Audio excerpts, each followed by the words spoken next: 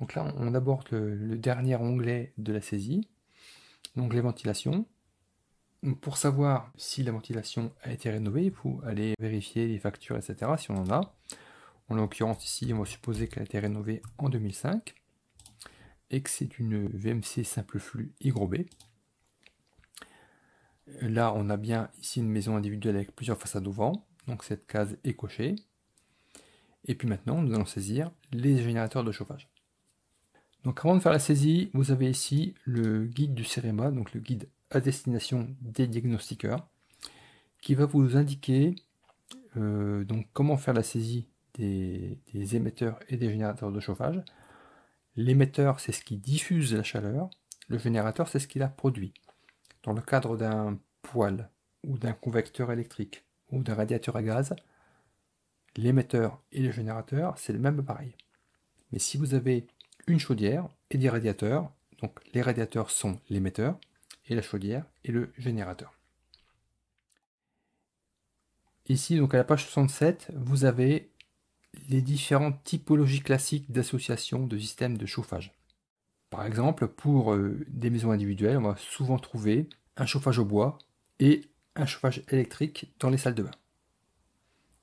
Vous allez trouver une chaudière en relève de pompe à chaleur, donc ça va être par exemple une pompe à chaleur qui a été installée postérieurement à une chaudière, admettons une chaudière à gaz, et donc l'algorithme considère que les jours froids, on allume la chaudière au gaz, et les jours moins froids, en demi-saison, on travaille sur la pompe à chaleur si c'est une pompe à chaleur RR, etc., etc. Donc là, on va commencer par la saisie des émetteurs. Pour cette maison, on a d'abord des convecteurs avec des thermostats pièce par pièce. Ils sont en salle de bain. La salle de bain, admettons qu'elle fasse 5,50 m et que ça a été installé en 2005. Donc là, on a les convecteurs en salle de bain. Je rajoute un émetteur. Cette maison a une pompe à chaleur qui est installée. Donc on a un émetteur à air soufflé. On a un thermostat centralisé. Donc là, il va aller distribuer l'air chaud dans toute la maison, sauf la salle de bain. Donc on a une surface desservie distincte de l'émetteur précédent. Et donc par défaut, il propose la surface restante, la surface habitable restante. Ensuite, on a un poêle à bois. Donc il n'a pas de régulation. C'est un poêle bûche. On ne connaît pas sa installation, on ne sait pas s'il est flamme verte ou pas. Ici, on a la même surface desservie que l'émetteur air soufflé, donc c'est toute la maison sauf la salle de bain. Et une année d'installation qu'on va supposer être en 1990. Donc maintenant, ici, on a des émetteurs qui sont autoporteurs parce qu'ils ont leur propre générateur, c'est les convecteurs électriques et les poêles à bois. Mais il va falloir saisir le générateur pompe à chaleur associé à l'air soufflé. Donc je clique sur ajouter un générateur. Et là, on a cette pompe à chaleur installée, admettons, en 2016. Donc type de génération pompe à chaleur, elle dessert deux niveaux.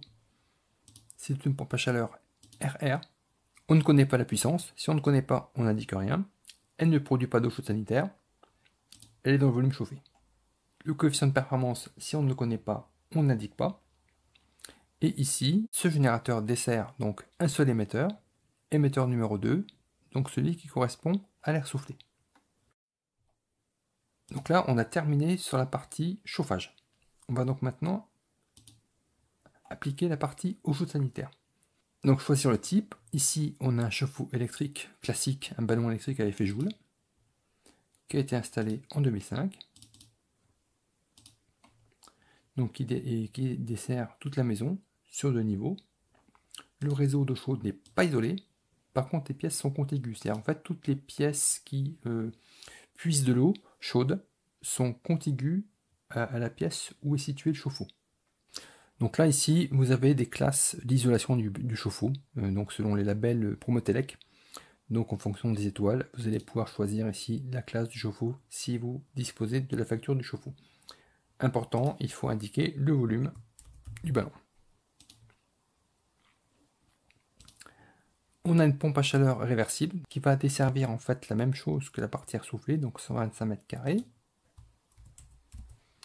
Donc c'est la même année d'installation que la pompe à chaleur que l'on avait ici, 2016. Voilà, et on est à l'électricité. Je ne connais pas le coefficient de performance en froid, le SER, donc j'indique juste ça. Donc à présent, nous avons fait toutes les saisies, la partie chauffage, eau chaude, climatisation. Il ne nous reste plus qu'à calculer le DPE. Et nous obtenons ici un DPE de classe C.